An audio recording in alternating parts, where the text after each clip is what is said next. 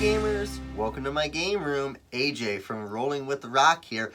It's Thursday, ROCtober 15th, and it's time for a Rock Reacts unboxing video where I will be opening up the Charms and Potions expansion for Harry Potter Hogwarts Battle. Harry Potter Hogwarts Battle is a cooperative deck building game set in the Harry Potter universe. We really like Harry Potter Hogwarts Battle. It will be showing up fairly high on my top 67 board games of all time, so stay tuned to see where that lands. We do have the first expansion for this game, the Monster Box of Monsters, and I feel like that made the board base game even better. So I'm really excited to see what is in this box. I have seen a couple of things from it, but not much, so I don't know many things about this yet. All I really know is, based off the title, there's some sort of charms and potions in here, and that it gives you the ability to play a fifth player and a new character, Ginny Weasley, which is my wife's favorite character from Harry Potter, so this was a must-acquire item. This was very hard to find, actually, in a lot of places. I know you could have ordered it online here and there, but I happened to just randomly go to my friendly local game store, and they had just received these in. So I'm super excited that we were able to get it, and now that I can show you the game. So let's go ahead and see what we got inside. Now, most of the Harry Potter games from the OP, or the OP, they have been putting this case, it's not really a sleeve. A lot of the other Harry Potter games recently have been having this like white sleeve on the outside. This one's actually, it's like a sleeve, but it's on there more solid, so it's more part of the actual box design than just a sleeve. We have our rule book that looks similar to the rules from the other game. You're going to, yep, shows you how to play. Not anything really too different there. It tells you about the new stuff. And then the thing I like about the, it tells you about the other games in the Wizarding world for the OP. That's really hard to tell. You might not be able to see that, but there's actually slots here in the rule book where you can put the rules in for the rest of the game, because in Harry Potter there are card boxes, and each box is a separate game to play. So in the base game you had games 1 through 7. In the Monster Box of Monsters, you had boxes 1 through 4, and now here in the Charms and Potions, we have what they are calling packs 1 through 4. So each one introduces new gameplay elements. It's not quite a legacy style, but at least a campaign style game to play it initially. And then once you've taken all of that content, you can put it all together and play an epic game. So let's go ahead and see what we have in the box. First thing is they've given us a couple more galleons, or I think they call them influence tokens, but they basically look like little wizard money there. So they've given us a couple more of that. It's interesting, they've given us more money, but not more bolts, from what I can tell initially. Then we have these tiles right here, pieces. Okay, so these are going to be our charms boards. There's quite a few here. 1, 2, 3, 4, 5, 6, 7, 8, 9, 10. 10 charms boards. I'm assuming you only can have one at a time. We'll have to find out. But you can have a cheering charm, summoning charm, hover, defensive, undetectable extension. Interesting. Permanent sticking, healing, protein, apparition, and memory charm. And the very interesting thing about charms is that the charm board is separated into 3 sections. And depending on where your health is at the moment, changes the power of the charm. So here, just as an example, in the memory charm, if your health is at 10, 9, or 8, the highest it can be, you can, once on your turn, you may play a no value card twice. If it's in the middle, 7, 6, 5, or 4, once on your turn, you may play a 3 value or less card twice. And if you're very low on your health at either 3, 2, or 1, you may, once on your turn, you may play a 5 value or less card twice. So, at least based on that charm, it sounds like you get stronger as your health goes down. I'm not sure if that's the mechanic for all of these. Let's go ahead and see another one. If you have played at least 3 spells this turn, gain 2 influence. If you played at least 3 spells this turn, draw a card. If you have played at least 3 spells this turn, roll the Gryffindor die.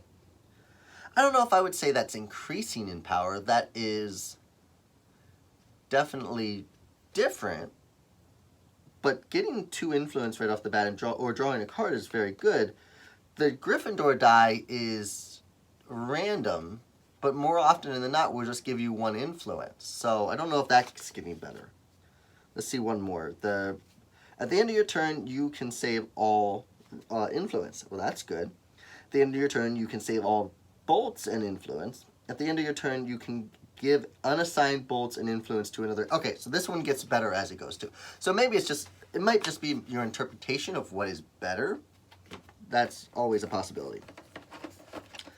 Now I'm going to go, okay, they got potions and Ginny Weasley starting cards. So they have new divider cards for the game.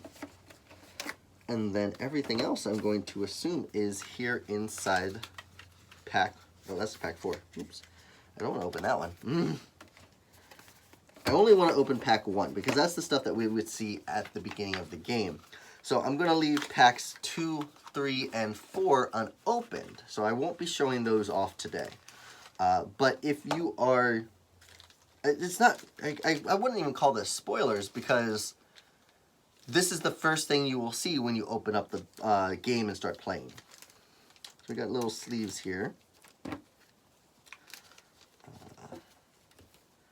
These are Ginny's starting cards. Oh, that's cool. One of Ginny's starting cards is a spell, the Bat Boogie Hex, which I believe is her signature spell. She gets a Nimbus 2000, and her pet is, of course, the Pygmy Puff, or how do we say that? Arnold. Little pink ball of fur. And then, of course, all of her Alohamoras. So that's an interesting starting card. Huh. I like that. That's cool. Let's see what is... what else do we got in here? This is Ginny's... Okay. We've got Ginny's starting hero card right here. Her ability, if you assign a bolt and or influence to 2 or more villains, all heroes gain 1 influence. Okay, that's cool. The one thing about that is when you're playing with the Monster Box of Monsters, you add creatures to the game. So not all of the enemies are no longer villains. This specifically says villains, so that means that if Ginny were to assign those to creatures, that would not trigger her ability. But overall, that's a nice way of getting a return on spending your tokens. And then Ginny's Patronus is a horse, and that's ability is once per turn you may discard 1 bolt. If you do, all heroes draw a card. I would say that's not a bad ability. That's actually pretty decent, especially in higher player counts. The more cards you can hand out to players, the more they'll eventually able to do. So I do like that. Let's go ahead and look at some of these other cards here. So this stack here is Hogwarts cards. These are the cards that you do your deck building with. These are the cards you acquire during the game using your influence to hopefully get better stuff and attack the enemies later on. We have a cute little barn owl. I like him, he looks cool. Oh, I like that. So this is a good card for... I play Neville in this game. Of the characters they give you, Neville is the closest thing to a Hufflepuff, which is what I align with. And Neville is the best healer in the game. So healing cards really go well with the way Neville plays. And this card is gain 2 hearts. Also, if you are forced to discard this card, or you choose to discard this card, all heroes gain 2 hearts. And when it's Neville, Neville can give the players an extra heart anytime they get hearts. So that could be 3 hearts right away, which is very important in this game. So we have a couple of different of those. Dean Thomas is added to here. We have another owl. Oh, that's interesting. They gave... Oh, that's really cool. They gave a bunch of ally cards of other characters, including the characters from the space game. So now there are allies of Harry Potter, Hermione Granger, Neville Longbottom, and Ron Weasley. That's actually really cool. And, let's see here. From what I can kind of tell, the ally power is similar in ways to the hero power. So Harry is any 2 heroes gain a bolt and remove 1 marker from the location. And that is very similar to, in some ways, to Harry's hero abilities. Hermione is all heroes gain 1 influence, and she can roll the Gryffindor die. Oops, there goes Harry. Neville, gain 2 hearts. Any 2 heroes can gain 3 hearts. So Neville is just all about healing, like what I was just saying. And then Ron, gain 2 bolts. If you defeat a villain, all heroes gain a heart.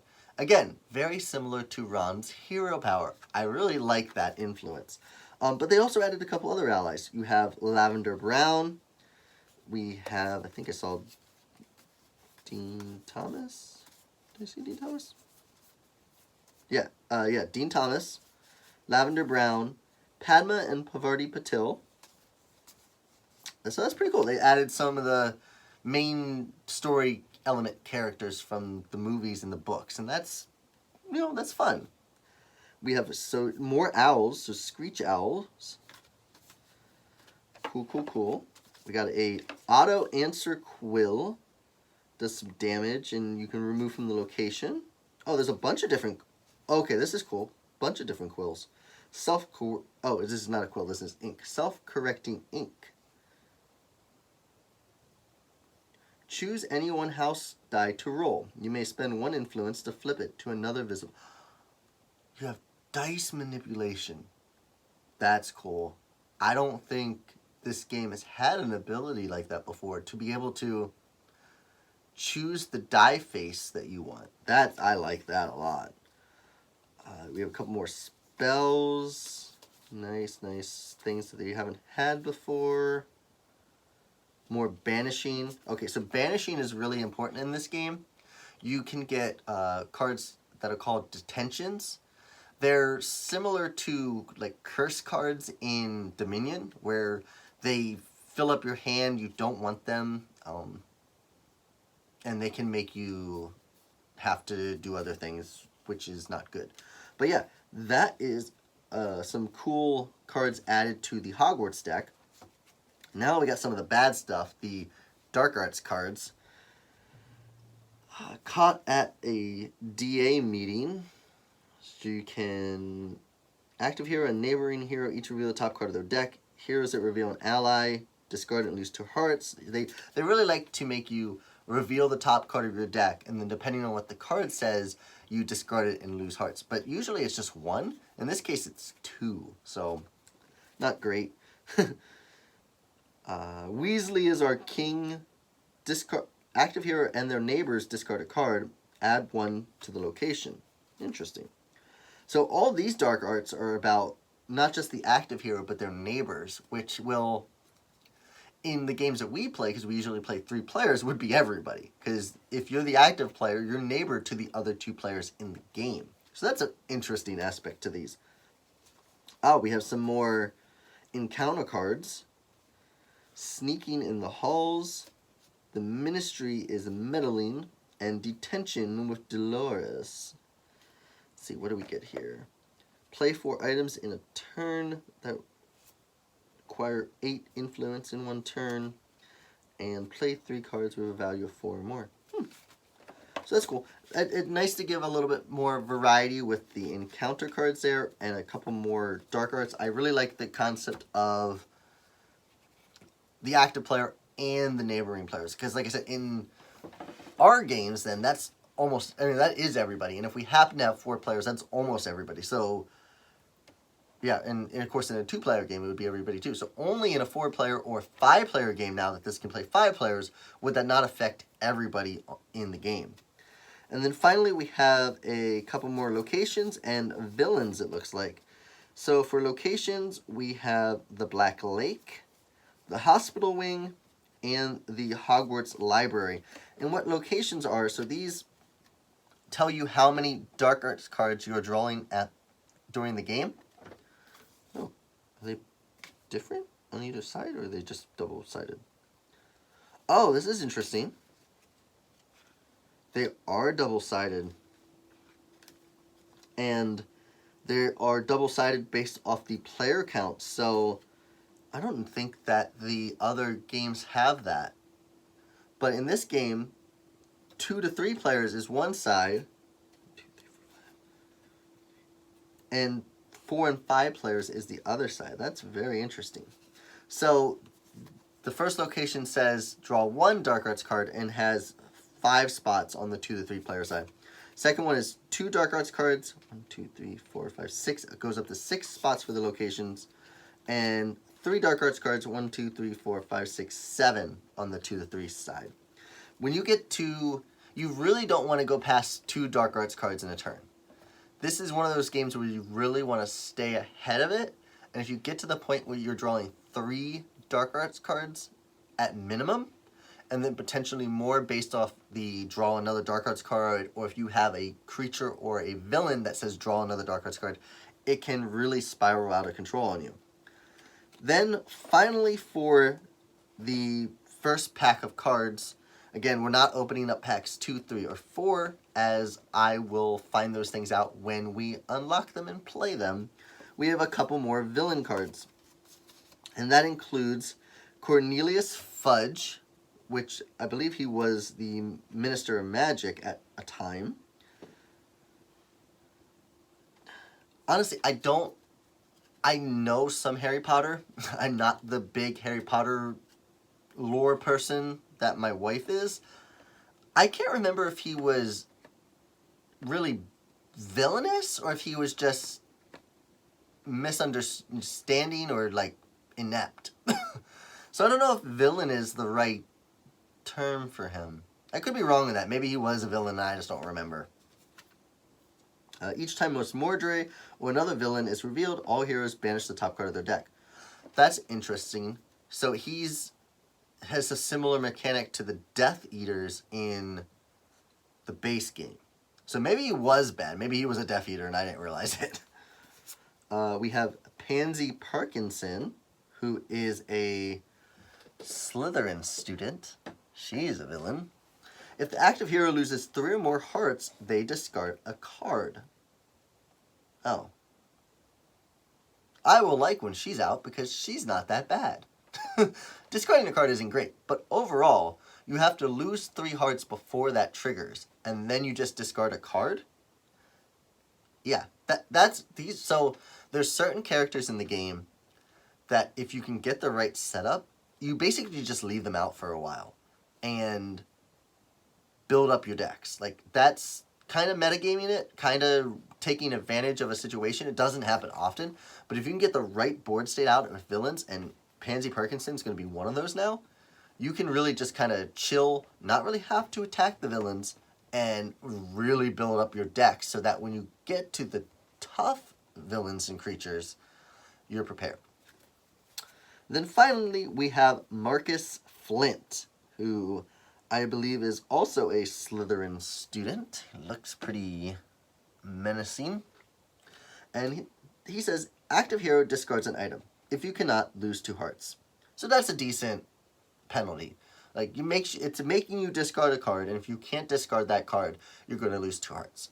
So that's more difficult than, say, like Pansy Parkinson. And that is everything in the opening box and any of the visible content in the game. I'm noticing that potions are not included yet here in Game 1. So I'm slightly tempted to see what's... Pack 2 is big too. So Pack 1 and 2 are bigger boxes, and then Pack 3 and 4 are smaller. So I'm assuming Pack 2 probably has the potions in it, whatever that entails. So I'm interested to see that. But that will not be for this video. Thank you very much for stopping by and watching this unboxing video of the Charms and Potions expansion for Harry Potter Hogwarts Battle deck building game. This expansion and Harry Potter is by the Op. They have been making some really good quality board games lately, and I really suggest seeing if they have a game. They do a lot of IP games, and if they have an IP that you might enjoy, that means they're probably going to have a board game that you enjoy. So go ahead and give them a check out. They will have games very high on my top 67 board games of all time. And speaking of that, tomorrow on Friday, we will be covering the top 30, number 35 through 31. But until then, thank you again for watching this video. Please go ahead and give it a like. Leave a comment down below if you've played Hogwarts Battle, if you're excited for this expansion. Remember, that earns you an entry into Board Game Trick or Treat. And until next time, for ROCtober, this was AJ from Rolling with Rock.